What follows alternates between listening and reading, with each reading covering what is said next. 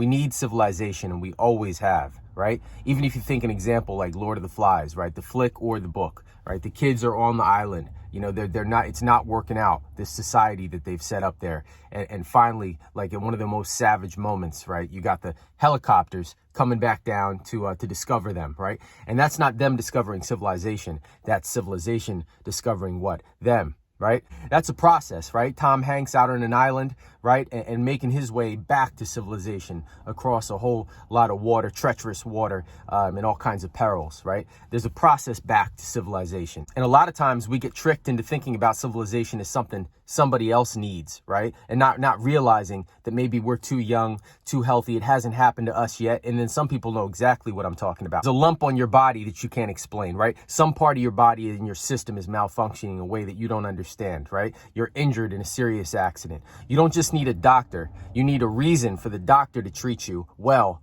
even if you can't afford to pay them. You need civilization. So even if we don't agree on everything in society, there are some principles that we can at least point to that, right? Your Ice Cube on the seventh or eighth song of the first album of Death Certificate, right? Is that the one? And they're watching episodes of MASH, and he's bleeding out, right? We can all agree that a human being who's injured deserves to be treated so they don't pass away. We can agree on the fact, like something simple, like the equality of treatment of everybody, every human being that needs it, right? That needs to be saved, that needs to be rescued in some way. We can agree that that's something. We can also argue about or complain about the inequality of treatment. But when we stop agreeing that everybody deserves to be treated, right? When we stop agreeing on some of those core values that exist out there that might not be being met, right? We can complain about them not being met. But when we stop looking at those values and those principles altogether, right? Then we're losing civilization. What happens is we can no longer agree on the principles that exist around how we treat and educate children, right? What happens when we can no longer agree